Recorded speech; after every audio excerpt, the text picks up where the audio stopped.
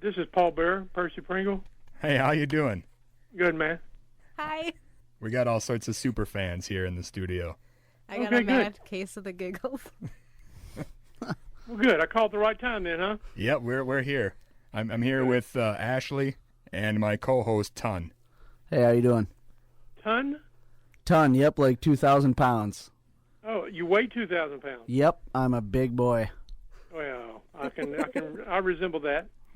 All right, we're going to get along then. Do we call you Mr. Bear or Mr. You can Pringle? call me whatever you want. Okay. Mr. Bear it is. Mr. Bear. All right, I'll follow you. I've done one or two. I've done one or two of these in my day, so Okay. I don't have a problem. I can talk about anything you want to talk about, and I'll just follow your lead. Okay, well, we'll start off and ask you how you got started in the wrestling business. Oh man, That's a tough one. that's an oldie but a goodie.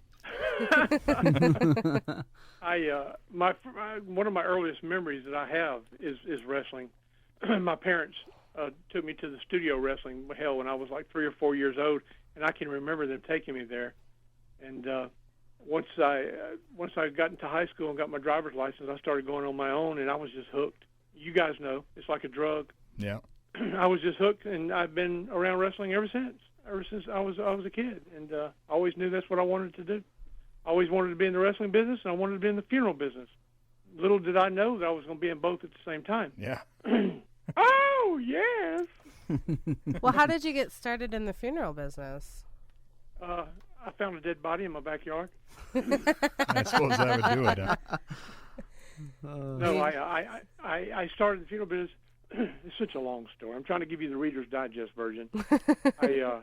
When I was in high school, I worked for an ambulance service, and I kind of got into the funeral business through the ambulance service. Because most of the patients that I picked up, I usually ended up killing. So that's how I ended up getting to the funeral service. Oh. That's quite the racket. So I have, you probably know, I have a degree in mortuary science. I'm a licensed funeral director and embalmer. I have been for many years. And you still do that? I started in wrestling before I started in the funeral service. Okay. Then I realized that I needed something to fall back on. Thank God I did. I went to college and got my degree in mortuary science. So it's always been wrestling and funeral business for me. And Vince McMahon was the one to take the two and put them together and created Paul Bear. Oh, thank God. So were you always a manager when you had first started out, or did you actually wrestle a bit too? No. Believe it or not, I actually wrestled until I found out that managing was the place for me. It did take too long, a couple of years. And one of the old-timers, where are y'all at? What part of the country y'all in? Minnesota. Oh, my God, bless your heart. You're probably a lot cooler than we are today, though. Our heat index is 115 today. Wow.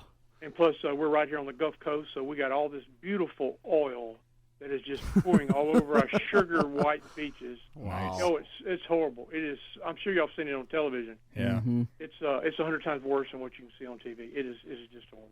Terrible, terrible, terrible. But yes, I started out as a wrestler for a couple of years, and then I discovered managing and found out that was where I should be, and the rest is history. What parts of the territory were you in when you first started? Was it down south or? Yeah, here in my home area along the Gulf Coast. It was called Gulf Coast Wrestling Okay. back in those days. And, of course, y'all are very familiar with the history of the territory system, how that worked. And I'm sure most of the people listening are, too. But I started out with Gulf Coast Wrestling here in the Gulf of Mexico, in Alabama, Mississippi, Florida, and the Panhandle here of Florida. We're kind of wedged in between New Orleans and Pensacola, Florida. Okay. A little bit part of Alabama that I live in. I live in Mobile, Alabama. And then the territory there, of course, Florida was a territory in itself back in the day. You know, Florida Championship Wrestling with Gordon Soley. I mean, everybody knows about Florida Championship Wrestling. And, of course, then you had your Georgia Championship Wrestling, and then your Texas and your Louisiana, your Bill Watts, and your Tennessee, which consisted, of Lawler and Jarrett and Nick Goulas, if you go back that far. Okay. I'm definitely old school and was raised on the old school system, and thank God I treasure all those memories.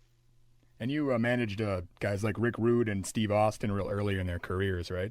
Yeah, Steve Austin. I was with the Von Erichsen World Class Championship Wrestling out in Dallas for 6 years, and the last couple of years, Chris Adams ran a wrestling school. They're at the Sportatorium, and I I had an office in the Sportatorium. I worked in the office there in Dallas when I wasn't on the road managing. And Steve Austin was was in the first class that we had there, and we knew right away that he had it. And he went through the school and started, and I became his manager and was with him for a while. We done a few things with him before he moved on. He was a natural from day one. A lot of people don't know I was the Undertaker's first manager in his first match, which also at the Sportatorium in Dallas for the Von Erichs. Okay. He started there, and we put a mask on him, called him Texas Red. And you can go on that match is on YouTube if you're interested. You can go on there and look for Texas Red versus Bruiser Brody.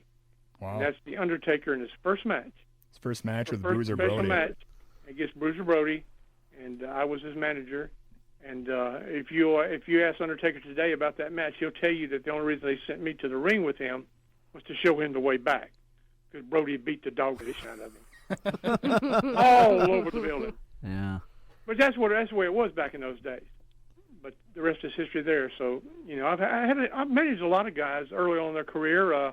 The Ultimate Warrior, he was the Dingo Warrior back in those days. I managed him. I managed Lex Luger in his very first match down in Florida when I was in Florida. I've been around a long time. I think I counted one day, and we come up with almost 40 guys that I managed through the years since I've been in the business.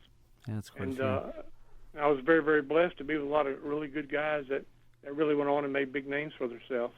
Thank God I was able to hang on their coattails, With all those guys, is there any that stick out for you as far as like being troublesome, or any that you really liked managing? Matt Bourne and Buzz Sawyer, they were probably the best tag team I've ever managed, next to Kane and Taker. But Matt Bourne and Buzz Sawyer, oh my God! If they'd just kept their wrestling in the ring instead of outside the ring, they fought constantly, and for real, outside the ring. They'd pull over on the interstate and get into a fight on the side of the interstate. We'd be going to a show, but they were always trouble. Those names just automatically jump off the page, And of course, Matt eventually became Doink the Clown, the first Doink the Clown. Now there's about 1,500 of them around the country. What was the Warrior like back then? Was he? He was fine. I get asked that a lot because I'm very aware of his reputation. Yeah. These days, but I never had a problem with him. I still don't have a problem with him. I don't know how to explain it. I just didn't. I guess because I knew him, early on. I was smart to his gimmick from the get-go, and especially during the time that the Undertaker and myself had a run with him up there in WWF, when we done locked him in the casket on the funeral parlor, and we'd done casket matches and body bag matches all around the world. Yeah. And I never had a problem with him. Taker did, of course, but I didn't have to wrestle him. Thank God. But we always got along, and I'm just that type of person. If I don't have a problem with you, I'm fine. Thank God, I'm easy to get along with. Well, hopefully the Undertaker and you got along. Thank God. Yeah. Oh, I couldn't imagine that relationship even lasting 2 days if you didn't get along. Yeah. But that's so important, especially back in. I guess it still is now. There is no no male managers anymore. First of all, on the big league scene. But back in those days, we were together almost 14 years, and there were a lot of years that we were on the road, 300 plus days a year, and we were together all the time. So there's no way in hell that would ever last us if we didn't get along. No way. Right. And we're still good friends, and we still communicate quite often. In fact, I was just talking to him today. Most folks already know via the internet that he got hurt again. Rey Mysterio broke Undertaker's orbital bone, the bone around your eye. Yeah. And happened to be the same bone that he broke back in, I think it was 1995. Yeah, late 94, early 95. Like Mabel sat on his face or something. Yeah, no, he hit him. No, he hit him with one of them ham bones of his. Oh, okay. And it was the very same bone that he broke then, and he had surgery last week, and he's doing okay. He'll be fine. He's just going to be out for a while. He's in a vegetative state. Okay. I think that's what they said on the show last week. Right? The Undertaker was in a vegetative state. Wow. I said, "What state is that? Idaho? Do y'all grow vegetables up there where y'all at? Oh yeah. Too damn cold. Mostly corn, yeah. Oh God, Corn and beans. corn and beans. It sounds like my type of supper. Yeah. All right, folks, man, liven this up a little bit. I like having a good time. Y'all need to ask me some good questions. I like having fun. Where did the name Percy Pringle come from? I was named Percy Pringle by a gentleman that wrestled back in he's an old school wrestler. His name was the Great Mephisto. His real name's Frankie Kane, but he wrestled as the Great Mephisto. You folks probably never heard of him. But he was a big name back in the 60s and 70s, and especially in California, down south. For a long time, he wrestled under a mask as one of the Infernos, J.C. Dyke and the Infernos. Anyway, he was a legendary booker in our business, and when I first started, I was telling you, I started out wrestling and then became a manager. He gave me the name Percy Pringle, and that was 1977. You guys probably weren't even born in 77, huh? Nope. Nope. That makes me feel. I got underwear older than you guys. I'm the closest, and I was born in '80, so. Oh, bless your heart! Yeah. My God. Yeah. So how long were you Percy Pringle for?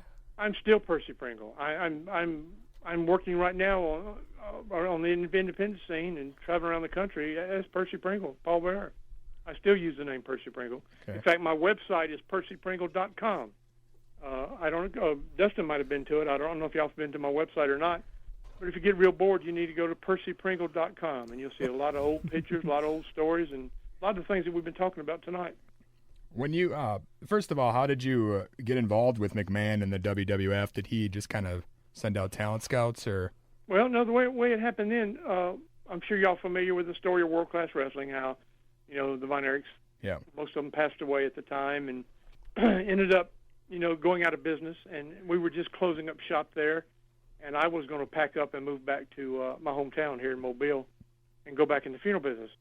And I called Rick Rude. Rick Rude was up there with Vince at the time, and you had mentioned Rick earlier. He was one of the guys that I managed and had a lot of success with. I called Rick, or he called me. I can't remember which way it happened, but I told him that I was getting out of wrestling and I was going back in the funeral business back in Mobile. And he says, no, you don't want to do that. He says, hang on and don't make any decisions until I call you back. About 2 or 3 hours later, he called me back. He says, you got a pencil? I said, yeah. He said, write this number down. I wrote a number down. He says, this is Vince's home phone number. Give him a call. Wow. I called Vince. Next thing I know, I was on an airplane for Stanford. And next thing I know, I was Paul Bearer.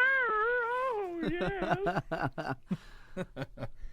Yeah, that must have been wild. Just have it all happen so fast. It was just a dream come true. And that was, I'll never forget, it was on December 22nd, 1990. I'll never forget because that was me and my wife's wedding anniversary, December 22nd.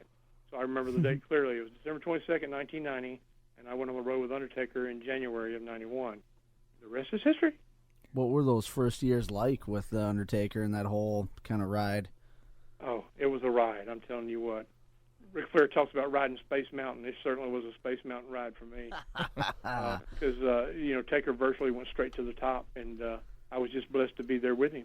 And it was just, it was a wonderful, wonderful experience.